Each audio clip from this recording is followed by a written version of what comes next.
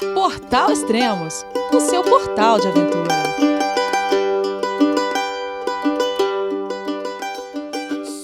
Bom dia, boa tarde, boa noite, bem-vindo a Extremos, o seu podcast de aventura. Eu sou Elias Luiz e esse é o segundo episódio da série especial sobre Reinhold Messner, o maior montanhista de todos os tempos. No último episódio, conhecemos o jovem Reinhold, um menino do Tirol do Sul que encontrou nas Dolomitas o primeiro degrau de uma vida épica. Agora, no episódio 2, a revolução do estilo alpino, vamos ver esse jovem se transformar num rebelde das montanhas. Ele desafia as regras, abandona as velhas tradições e cria algo novo, uma forma mais pura e ousada de escalar. Prepare-se para subir paredes verticais, sentir o peso das escolhas e entender por que Messner chocou o mundo do montanhismo.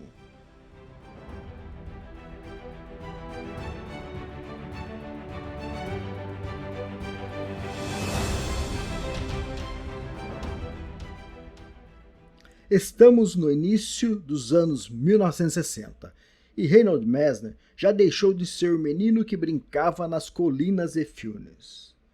Ele é um jovem de quase 20 anos, magro, com os olhos que parecem enxergar além dos picos. As Dolomitas, aquelas torres de calcário que marcaram sua infância, agora são seu laboratório. Ele já escalou a parede norte do Monte Tivetá em 1963, aos 19 anos, com seu irmão Gunther. Foram 1000 metros de rocha vertical que fizeram os guias locais sussurrarem seu nome com respeito e um pouco de espanto. Mas Reinhold não está satisfeito.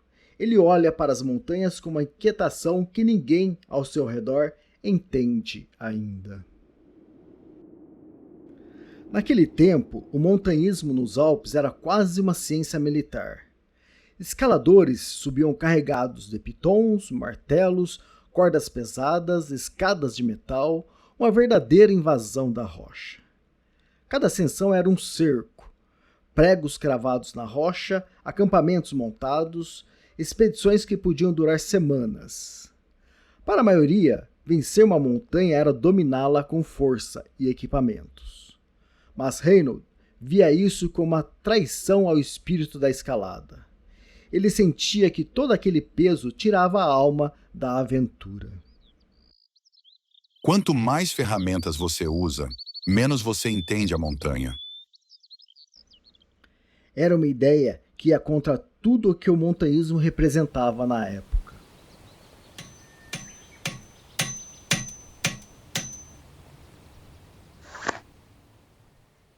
Essa visão começou a ganhar forma nas Dolomitas, onde Messner passou os anos 1960 abrindo vias novas e testando os limites do que era possível. Ele já tinha um nome entre os escaladores locais por sua ousadia. Subia rápido, com pouco equipamento, confiando no corpo e na intuição. Uma das primeiras escaladas que mostraram essa mudança foi a via direta na parede norte do Fourchetta, em 1965. Aos 21 anos, ele e seus parceiros enfrentaram 800 metros de rocha íngreme, quase sem proteção fixa. Foi uma escalada dura, exposta ao vento e ao vazio, mas Messner a fez com uma leveza que desafiava a lógica. Ele não queria só chegar ao topo, queria provar que dava para chegar de um jeito diferente. As Dolomitas eram o cenário ideal para essa revolução. Diferente dos Alpes ocidentais, com suas geleiras largas e rotas mais acessíveis, as Dolomitas são um quebra-cabeça de paredes verticais, torres afiadas como lâminas, picos que exigem precisão e coragem. O Sassolungo, o Catinaccio e o Marmolada, esses nomes eram desafios que Messner transformava em oportunidades. Em 1966, ele abriu uma nova via na face sul do Sas de la Crache, uma escalada técnica e arriscada que mostrava sua habilidade crescendo a cada dia.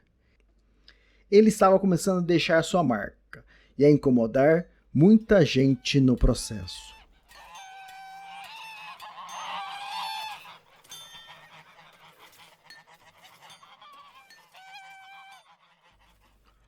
O grande salto veio quando Messner decidiu abandonar de vez as escaladas convencionais. Ele não queria mais carregar dezenas de pitons, depender de cordas fixas ou seguir o ritmo lento das expedições tradicionais. Queria um estilo mais puro, mais livre. Algo que ele batizou de estilo alpino. A ideia era simples, mas radical. Subir leve, rápido, com o mínimo de equipamento, sem mudar a montanha. Nada de oxigênio suplementar nas altitudes extremas, nada de grandes equipes.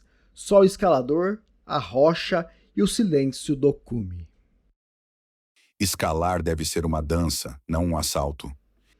Para Messner, isso era mais do que técnica, era uma forma de viver as montanhas. Esse estilo tomou forma nas Dolomitas, mas logo ele levou para os Alpes Ocidentais, onde os picos ultrapassam 4.000 metros de altitude, e o desafio fica ainda mais sério. Em 1967, aos 23 anos, Messner enfrentou a parede norte do Droite, nos Alpes franceses, uma ascensão de 1.000 metros de gelo e rocha. Ele subiu com um parceiro, mas com a mochila leve, sem o arsenal típico da época. Foi uma escalada que gritava independência, ele estava rompendo com o passado. No mesmo ano, abriu uma nova via no pilar central do Monte Pelmo, nas Dolomitas. Uma escalada tão técnica e até hoje é um teste para quem se aventura por lá. Cada passo era uma mensagem. O montanhismo podia ser diferente. A recusa ao oxigênio suplementar também começou a se desenhar nessa fase, embora fosse nos Alpes e Dolomitas que ele testava os princípios que levaria ao Himalaia mais tarde. Para Messner, o oxigênio artificial era uma ilusão, uma forma de enganar a montanha e a si mesmo. Sem oxigênio, você enfrenta a altitude como ela é, não como você gostaria que fosse. Nos anos 1960, essa ideia ainda estava em formação, mas já se refletia em suas escolhas. Ele subia sem artifícios, deixando o corpo e a mente lidarem com o ar rarefeito, o frio e a exaustão. E a exaustão vinha, claro. Messner não era imune ao perigo. Ele caiu várias vezes nas Dolomitas, raspou os joelhos em rochas afiadas, enfrentou tempestade que quase o arrancaram das paredes. Mas cada tropeço o tornava mais forte. A montanha não perdoa erros, mas te dá a chance de aprender com eles. Esse aprendizado o guiava, enquanto sua determinação o empurrava para frente, cume após cume. A comunidade tradicional do montanhismo ficou em choque. Para os veteranos, escalar era um esforço coletivo, uma batalha planejada com mapas, suprimentos e segurança máxima. Messner, com sua mochila leve e sua recusa em cravar pitons a cada metro, parecia um herege. Alguns o chamavam de irresponsável, diziam que ele estava brincando com a morte. Outros simplesmente não acreditavam que ele conseguia fazer o que fazia. Mas Messner não dava ouvidos. Os críticos ficam embaixo falando, eu subo e mostro. O confronto com os tradicionalistas ficou ainda mais claro em 1968, quando Messner, aos 24 anos, abriu a via direta na parede norte do Ortler, o pico mais alto do Tirol do Sul, com 3.905 metros de altitude. Foram 1.200 metros de gelo e rocha, escalados em estilo alpino, sem cordas fixas e sem apoio externo. Ele subiu com uma rapidez que deixou os guias locais sem palavras. Mas as críticas não pararam. Isso não é montanismo, é loucura. Messner respondia com mais ação.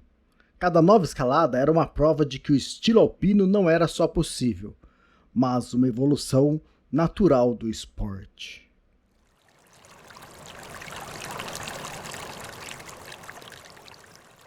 O estilo alpino de Messner era mais que uma técnica, era uma revolução cultural. Ele estava desafiando o que significava escalar, questionando as velhas ideias de conquista. Para os tradicionalistas, O sucesso vinha com bandeiras no topo e equipes exaustas posando para fotos.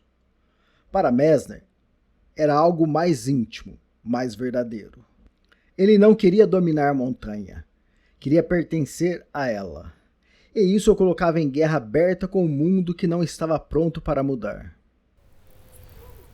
Um exemplo marcante veio em 1969, quando Reynold e Gunther subiram a parede norte do Lidroit, nos Alpes franceses.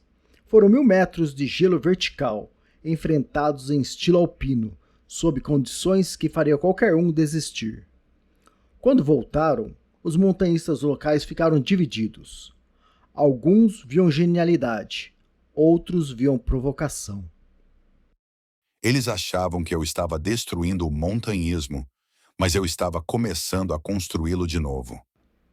Messner não estava apenas escalando, estava reescrevendo as regras.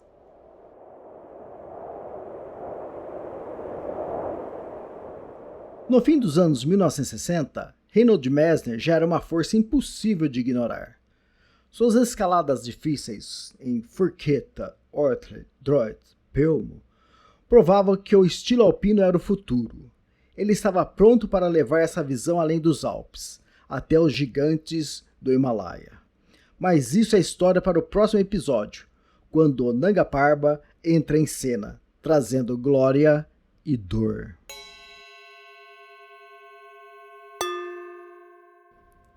Esse foi o momento em que Reinhold Messner começou a mudar o montanhismo para sempre.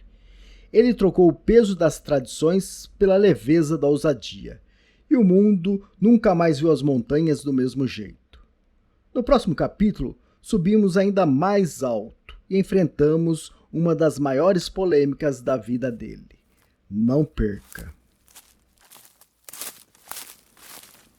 Sou Elias Luiz, autor de 5 livros, entre eles a dramática aventura pelas Rocky Mountains, a minha maior viagem interior. Compre o livro lá no site extremos.com.br. Obrigado por nos acompanhar e até o próximo podcast. E lembre-se, Messner não escalou para vencer as montanhas, mas para provar que o impossível é só uma questão de estilo. E qual é o seu?